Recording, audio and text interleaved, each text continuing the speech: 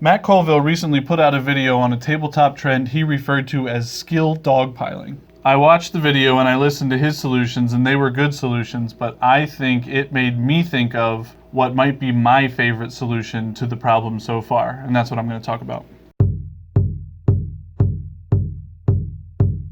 Colville's dogpiling video talks about a common occurrence where one player wants to roll on a check that makes sense, and just because they rolled, everyone at the table rolls.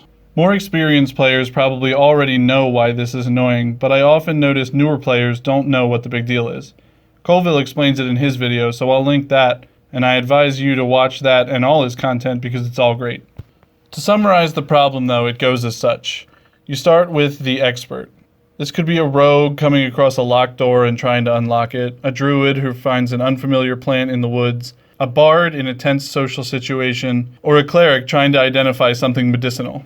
So they usually roll in low-level campaigns between +5 and +8, let's call it +7. So the expert is rolling at +7.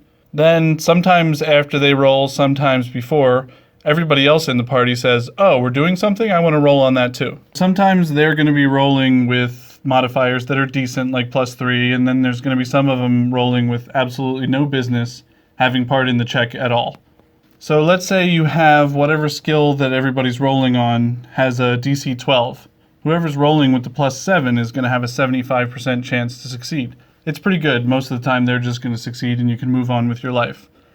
But if you look over on the other side, your decent people rolling at +3 and +1 and +0, their combined chance is actually going to end up being higher than the 75% because there's 3 attempts at it at only slightly lower chances. So where it applies more is when the expert is rolling at a higher DC, like DC 15, and they still individually have a higher chance of succeeding and being what they wanted their character to be. But if you take into account the 3 other characters rolling at it, they're still going to be more likely to be the ones to figure it out than the so-called expert is going to be. The problem with that is that when you're the expert in something, you want to be the one who solves the problem that you're designed to solve. When you're the rogue, you want to open the door. When you're the druid, you want to identify the plant. You don't want to have the rest of the group show you up every time and have the people who shouldn't be achieving the goal be the ones who are achieving the goal. So as I was watching his video, I came up with what I think is the best solution that I've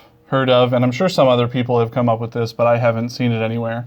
To me, the problem that you're facing is that the expert is who should be solving whatever the issue at hand is, and anyone who wants to get involved shouldn't be denied. So they should also be able to contribute. So in my opinion, the way to do that is you have the expert roll, and then they get their chance. If they fail and everybody else wants to contribute, they can also roll.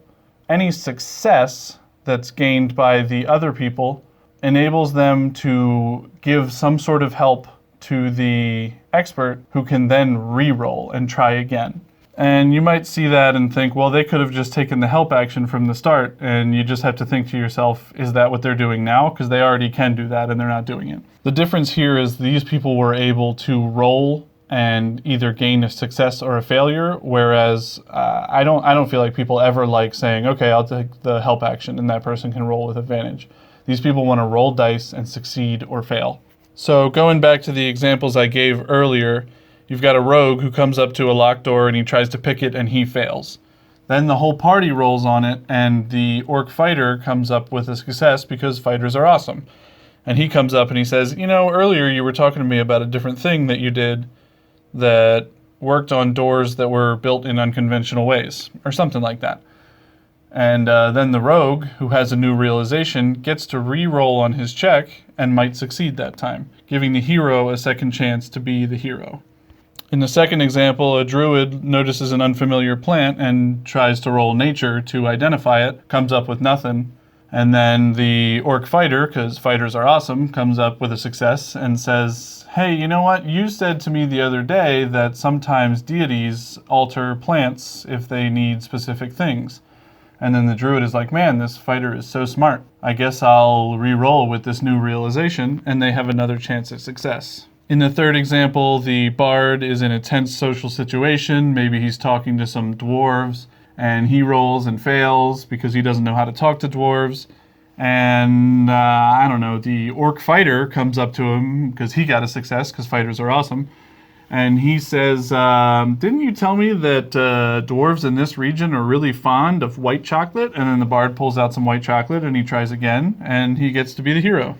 The last example I gave was a cleric trying to identify something medicinal. So maybe he comes across a ghoul who's chewing on somebody's arm, and somebody from the parish has been like, hey, can you identify whose arm that is? And the cleric's like, well, that's a really weird use for the medicine skill. I don't even think this applies. And you're like, yeah, well, I'll just do it anyway because it's just a game.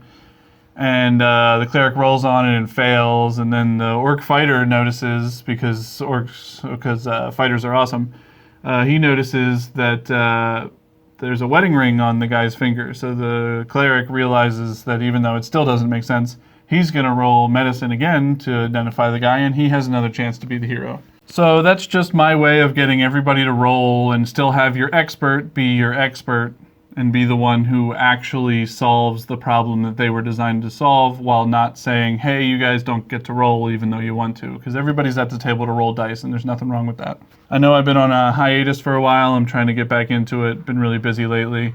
Let me know what you think in the comments. Don't forget to like, subscribe to see if I can make more of these. And let me know what you think of what I've come up with for a solution on skilled dogpiling.